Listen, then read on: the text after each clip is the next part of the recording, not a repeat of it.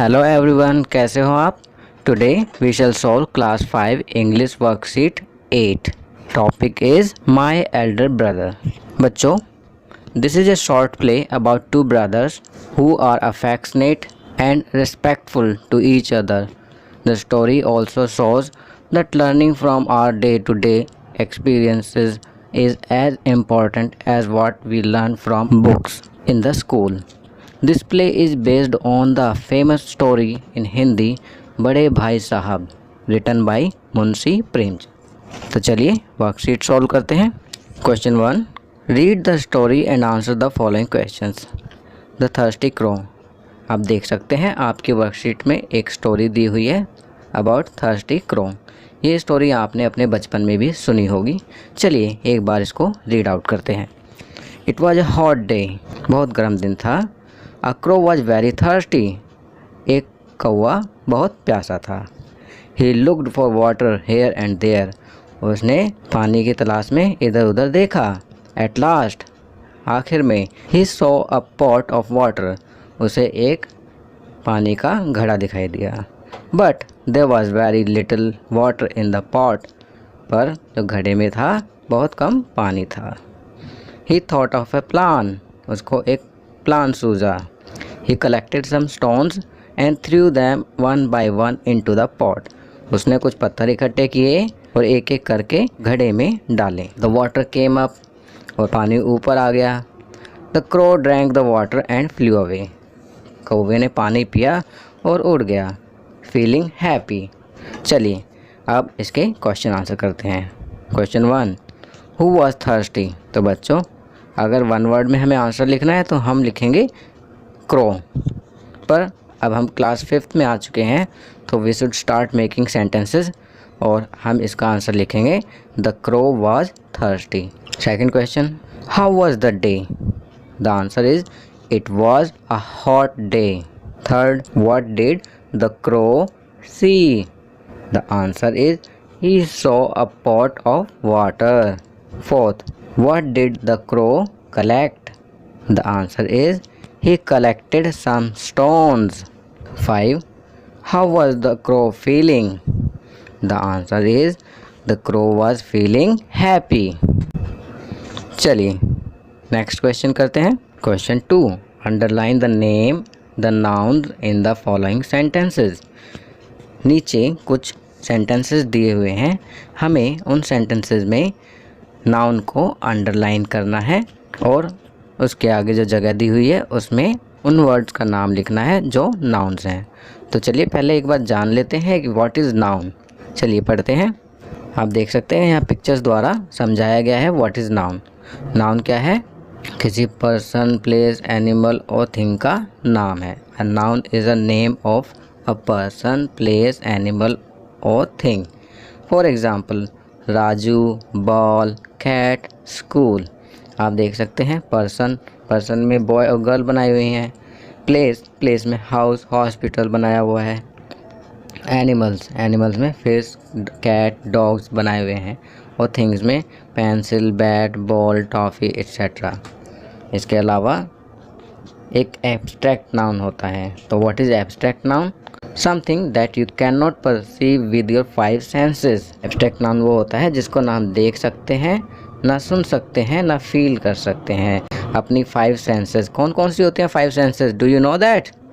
चलिए मैं बता देता हूँ। Eyes, ears, nose, tongue, skin. अब इन 5 सेंसेस का क्या यूज़ है? Eyes to see, ears to listen, nose to smell, tongue to taste and skin to feel. हम अपनी इन 5 सेंसेस से जिस चीज़ों को महसूस नहीं कर सकते वो एब्स्ट्रैक्ट नाउन होती है। ना हम एब्स्ट्रैक्ट नाउन को देख सकते हैं, ना छू सकते हैं, ना खा सकते हैं, ना पी सकते हैं, but still there is a noun that is called abstract noun, like belief, love, pride, happiness. चलिए अब इसके क्वेश्चन आंसर्स करते हैं। फर्स्ट पढ़ते हैं, सन्नी इज़ प्लेइंग बास्केटबॉल। तो यहाँ पर हम सन्नी और बास्केट को अंडरलाइन करेंगे और इसके सामने सन्नी और बास्केटबॉल लिखेंगे because both words are noun. Second, Taj Mahal is at Agra. तो तो यहाँ पर ताजमहल और आगरा को अंडरलाइन करेंगे और इन दोनों वर्ड्स को सामने भी लिखेंगे कि दोनों नाउन हैं। Third, my bag is full of books, तो इसमें हम बैग और बुक्स को अंडरलाइन करेंगे और इसको सामने भी लिख सकते हैं। Fourth, the cup is on the table, cup और टेबल को अंडरलाइन करेंगे और इसके सामने कप और टेबल को लिखेंगे। 5, India has a tri colour flag, तो इंडिया और फ्लैग को अंडरलाइन करेंगे और सामने भी इंडिया और ट्राई कलर लिखेंगे because both these words are noun. 6, my cat loves its kitten, तो यहाँ पर कैट और किटन को अंडरलाइन करेंगे और सामने कैट और किटन लिखेंगे। 7, our family has a fondness for music, यहाँ फैमिली और म्यूज़िक को अंडरलाइन करेंगे और सामने लिखेंगे। 8, my classroom is very big, तो यहाँ पर क्लासरूम को अंडरलाइन करेंगे और सामने लिखेंगे। इस वर्ड में केवल क्लासरूम ही एक नाउन है। 9th, Mrs Gupta is my maths teacher, तो यहाँ पर मिसेस गुप्ता और टीचर को अंडरलाइन करेंगे because both are noun. 10th, honesty is the best quality, तो यहाँ पर ऑनेस्टी और क्वालिटी को अंडरलाइन करेंगे और सामने ऑनेस्टी और क्वालिटी को लिखेंगे। तो बच्चों ये जितने भी वर्ड्स हमने अंडरलाइन किए हैं और सामने लिखे हैं ये नाउन हैं। चलिए नेक्स्ट क्वेश्चन करते हैं। Question 3, read the lines from the story and answer the following questions. Munna, ओ भैया there is a big mela in the village today, should we go? भैया, have you ever seen me going to a fair or going to watch a cricket or hockey match? I don't go near them. Do you expect to pass if you waste your time playing all the time? I prefer to study a book. You are simply wasting father's hard-earned money. Munna starts crying on being scolded and sobbing sound wah wah ba ba hu are heard. यहाँ पर जो दो भाई हैं, मुन्ना उसका बड़ा भाई भैया, मुन्ना कहता है भैया कि यहाँ गांव में आज मेला लगा है, हमें वहाँ चलना चाहिए। तो उसका भैया कहता है कि क्या कभी तुमने मुझे किसी मेले या क्रिकेट या हॉकी के मैच में जाते हुए देखा है? मैं उनके पास भी नहीं जाता हूँ। अगर तुम इस प्रकार अपना टाइम वेस्ट करोगे तो क्या तुम आशा करते हो कि पास हो जाओगे? और मैं तो समय बर्बाद करने के बजाय पढ़ना पसंद करूँगा और तुम पापा की कड़ी मेहनत की कमाई को वेस्ट कर रहे हो। इसके बाद Munna starts crying on being scolded, और इस प्रकार डांटे जाने पर मुन्ना जो है रोने लगता है और सुबकने का साउंड आता है, जैसे करते हैं वाह वाह बा सॉबिंग साउंड, सुबकना होता है जो। चलिए आगे बढ़ते हैं। The above scene is from the story my elder brother shows the relationship between two brothers and how they support each other। जो ऊपर दिया हुआ सीन है वो कौन सी स्टोरी का है? माई एल्डर ब्रदर का, जो दिखाता है दो भाइयों के बीच के रिश्ते को कि वह किस प्रकार एक दूसरे को सपोर्ट करते हैं। अब इसमें कुछ क्वेश्चंस पूछे गए हैं जिनका आंसर हमें लिखना है। First, who is the writer of the story? My elder brother. तो यहाँ पर हम लिखेंगे Munshi Premchand is the writer of the story my elder brother. बच्चों अगर हम लिखेंगे Munshi Premchand that is also right, but in 5th class we should start making sentences. तो हमें सेंटेंसेस बनाने हैं, इसी वजह से जिस टेंस में क्वेश्चन पूछा गया है उसी टेंस में हम आंसर लिखेंगे। तो हम यहाँ लिखेंगे Munshi Premchand is the writer of the story my elder brother. Second, do you think we waste time if we do not take out time to study? आपको लगता है कि अगर हम पढ़ाई के लिए समय नहीं निकालते तो हम समय बर्बाद करते हैं? तो इसमें हर बच्चे का अलग ओपिनियन होगा, हर बच्चा अलग आंसर लिखना चाहेगा, पर यहाँ पर जो मैं लिखना चाहूँगा वह इस प्रकार है, यस, हाँ होता है।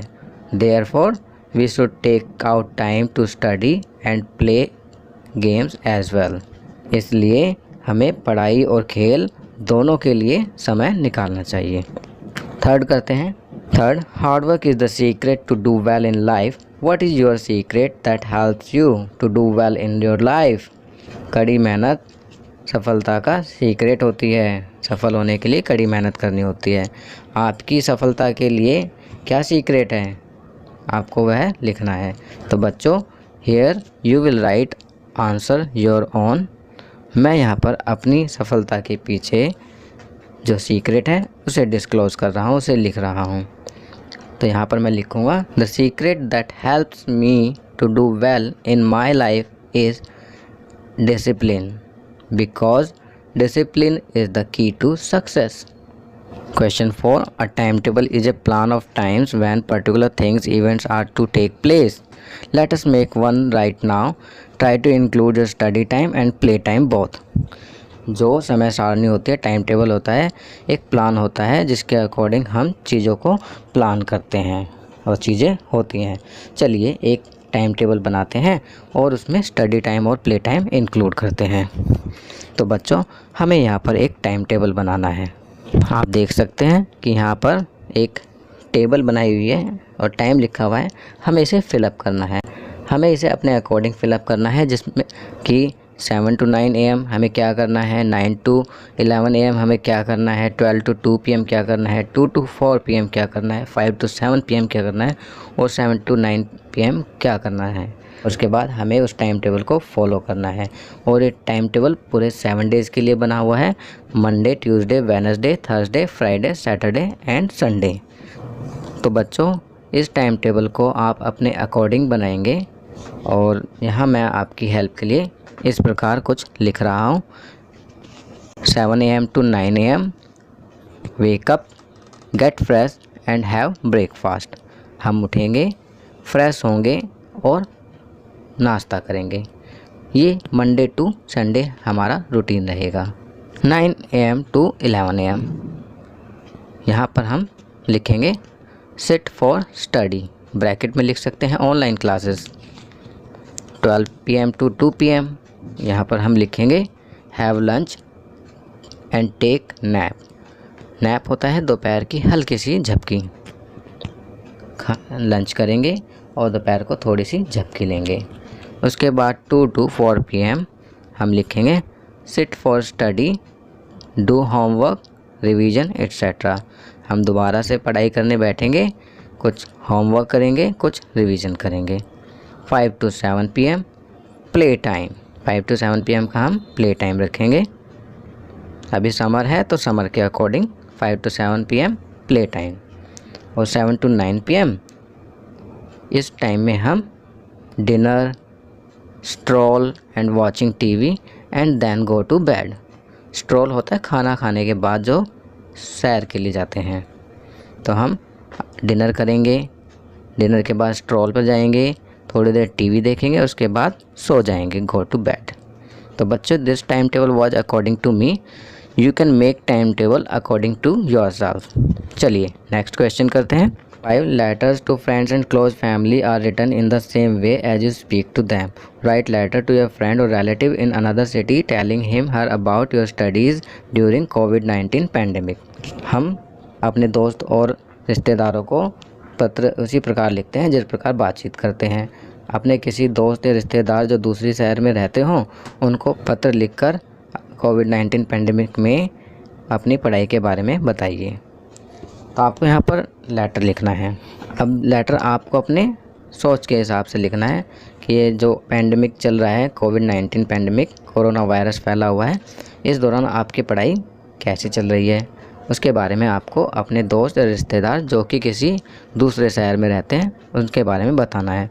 आपकी हेल्प के लिए मैंने भी यहाँ कोशिश की है। I have tried to write a letter which can be helpful for you. तो चलिए जो लेटर मैंने लिखा है एक बार उसे देखते हैं। बच्चों, जो ये फॉर्मेट आपको दिया हुआ है आप इसमें देखेंगे right hand side top corner में जो हेडिंग लिखा है, यहाँ पर हेडिंग लिखना है। सेंडर्स एड्रेस, जिसको हम पत्र भेजते हैं, जो पत्र लिखने वाला होता है उसका एड्रेस आता है यहाँ पर हेडिंग में। और फिर लेफ़्ट हैंड साइड में ग्रीटिंग्स, फिर बॉडी लिखी हुई है बीच में, जो ये लाइंस दी हुई हैं इसको बॉडी बोलते हैं। उसके बाद नीचे फिर क्लोजिंग करते हैं, राइट हैंड साइड में क्लोजिंग की हुई है और नीचे सिग्नेचर करते हैं या अपना नाम लिखते हैं। तो बच्चों, मैं आपको बता दूं ये पुराना पैटर्न है, आजकल जो नया पैटर्न है उसके अकॉर्डिंग हम सभी चीज़ें लेफ़्ट हैंड साइड में लिखते हैं। हेडिंग भी लेफ़्ट हैंड साइड ऊपर होगी, उसके नीचे ग्रीटिंग आएगा, फिर बॉडी आएगी बीच में सेंटर में, फिर बॉटम में क्लोजिंग आएगी और उसके बाद सिग्नेचर आएगा। चलिए एक बार लेटर लिखते हैं, फिर आपको समझ में आ जाएगा। तो बच्चों यहाँ पर पहले हम लेफ़्ट हैंड साइड में हेडिंग लिखेंगे। हेडिंग में हम लिखेंगे एग्जामिनेशन हॉल, या इसमें पत्र भेजने वाले का पता होता है। एग्जामिनेशन हॉल लिखने के बाद हम लिखेंगे डेट, और डेट लिखने के बाद एक लाइन छोड़कर हम लिखेंगे ग्रीटिंग में अपने दोस्त का नाम या दोस्त लिखेंगे और उससे पहले डियर लगाएंगे। तो ये सब ऊपर लेफ़्ट हैंड साइड में लिखेंगे। मेरे दोस्त का नाम है राहुल, तो मैं अब पत्र स्टार्ट करूँगा। डियर राहुल, ये ग्रीटिंग हो गया। और बॉडी में I am fine and hope you to be the same during this COVID-19 pandemic. We have been locked in for months now due to COVID-19 pandemic. I felt boring in few days, but it turned interesting when my online classes started. I enjoy my online classes. Online classes are very fruitful, but there are some problems like poor internet connection and only one smartphone in our family. Some of my friends even don't have smartphone in their family.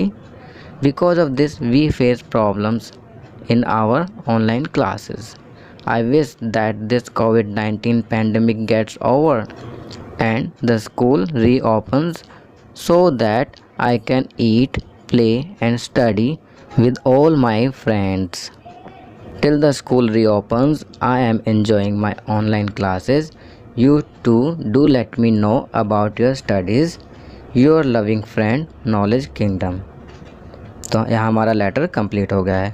Your loving friend जो लिखा है यह है closing, और knowledge kingdom that is signature. तो बच्चों ये worksheet यहाँ कंप्लीट होती है। अगर यह वीडियो आपको अच्छी लगी तो इसे लाइक एंड शेयर ज़रूर करें। अन्य विषयों पर बने हमारे लेटेस्ट वीडियोस को देखने के लिए चैनल को सब्सक्राइब करना ना भूलें और देखते रहिए हमारा channel knowledge kingdom. Thank you.